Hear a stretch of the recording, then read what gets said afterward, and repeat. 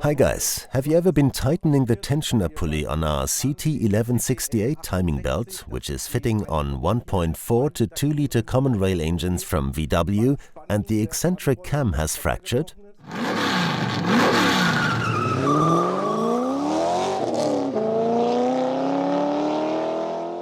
Hi Torben, I've brought along a tensioner pulley that I was given by a participant at one of my training courses.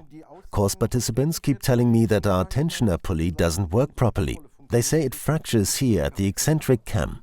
Have you heard anything about this? We have indeed noticed that there are a few things you really have to watch out for with this tensioner pulley, and this is a well-known fitting error. We'll show you now how it comes about and how to prevent it happening. So here we have our EA288 engine from Volkswagen.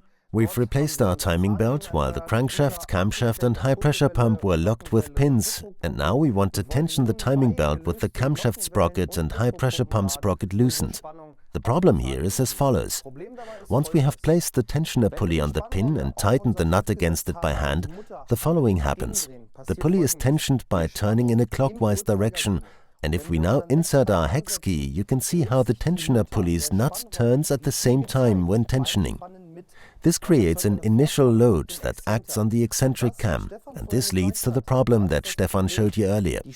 The tension in the tensioner pulley becomes so great that the eccentric cam cracks. If I now turn in the tensioning direction, I notice straight away that the initial load of the tensioner pulley is already far too high. I can't even get the pointer as far as the adjustment slot, because the nut also turns while tensioning. And if I keep turning now, this is what happens. To prevent what you just saw from happening, you have to hold the tensioner pulley's locking nut firmly in place while carrying out the tensioning procedure with the camshaft sprocket and high-pressure pump sprocket loosened. You notice as soon as you start tensioning that the pointer moves into the adjustment slot far more easily, and then all you have to do is tighten the locking nut to the specified torque. So now you know what you have to remember when tensioning the timing belt on the EA288 engine from Volkswagen. We've also described everything for you again here in our technical info, which can be found on our website. If you enjoyed this video, give it a thumbs up. See you next time in the workshop.